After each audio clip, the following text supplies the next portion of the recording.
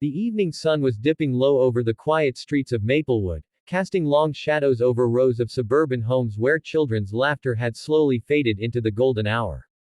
Officer James Parker had just radioed in that he was wrapping up for the night. It had been an ordinary day, a few noise complaints, a minor fender bender, and one lost dog returned home. Nothing out of the ordinary. But as he steered his patrol car down the last stretch of Elmwood Drive, a sudden, piercing sound shattered the calm. It wasn't the sound of sirens or shouting, it was the desperate, broken cry of a child. Startled, James hit the brakes and turned his head toward the sound. From the corner of his eye, he saw a small figure, a little girl, no older than 6, sprinting toward his car with tears streaming down her dirt-streaked cheeks. Her tiny hands were trembling, her breath coming in short gasps as she tried to speak through sobs. The sight struck him like a blow. Something in her eyes, that mix of terror and pleading, made his heart drop.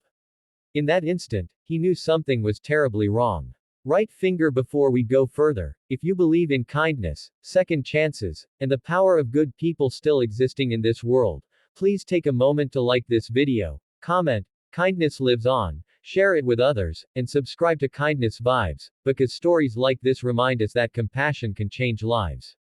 Officer James quickly stepped out of his car and knelt beside the girl, trying to steady her as she gasped out words between tears. All she could manage was, "Please, please follow me home."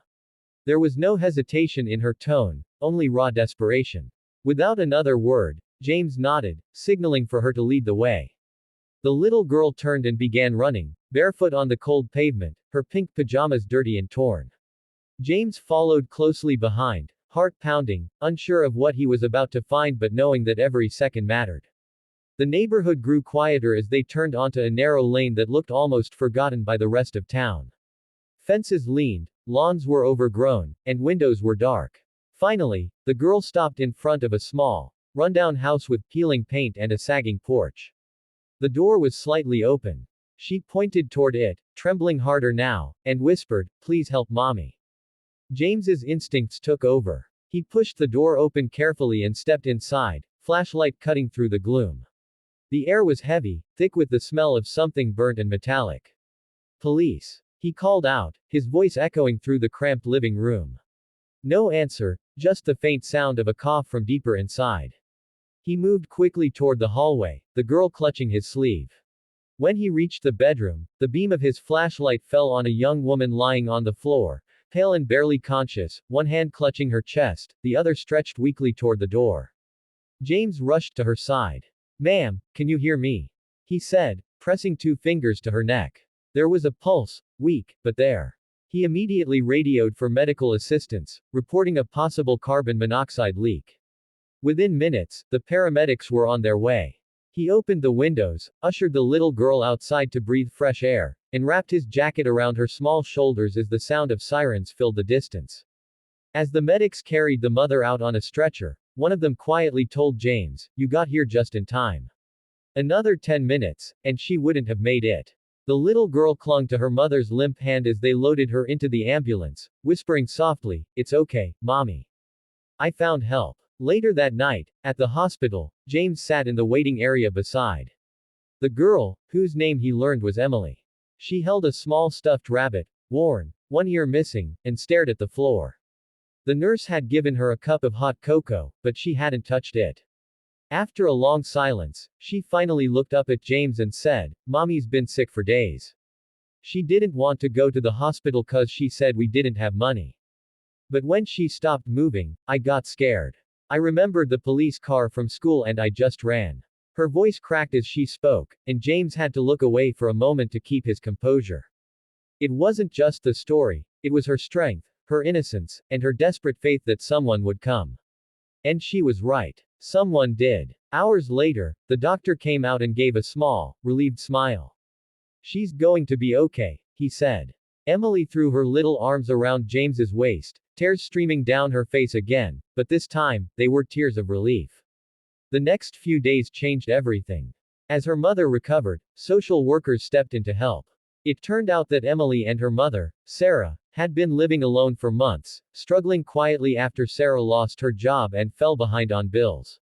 Their gas heater had malfunctioned, leaking carbon monoxide slowly into the house. They had no family nearby, no one to call. The night Emily ran to the police had been the night everything almost ended. But sometimes, miracles wear a badge. Over the following weeks, James checked in often. What began as simple welfare visits turned into something more meaningful. He brought groceries when the fridge was empty, fixed the broken fence outside their home, and helped Sarah apply for local aid. The station even set up a small fundraiser for the family after hearing what happened. Strangers from all over town came forward to donate clothes, toys, and even a job offer for Sarah at a local bakery. For the first time in months, laughter filled that little house again. Emily would run to greet James every time his patrol car pulled up, waving from the porch with her stuffed rabbit in hand. She started calling him Officer Jim, and he began to realize how much her courage that night had changed his own heart too. One quiet Sunday afternoon, a few weeks later, James visited again. Sarah was in the kitchen baking cookies, a new recipe she'd learned from her job, while Emily played outside in the yard. The house smelled of cinnamon and hope. As James watched them, he couldn't help but think how close they'd come to losing all of this. How one act of bravery from a 6-year-old had rewritten both their futures. That night, as he drove away, James reflected on what Emily had said to him at the hospital, "I just ran." Simple words, but they carried a weight that stayed with him. Sometimes it takes the pure heart of a child to remind us of what courage really looks like.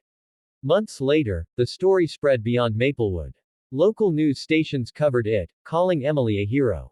But to James, she was more than that. She was proof that even in the darkest moments, light can find its way through the smallest hands. And though he'd seen his share of tragedy in uniform, this story stayed with him forever, a reminder that the world still had people who cared, who ran toward hope instead of away from it.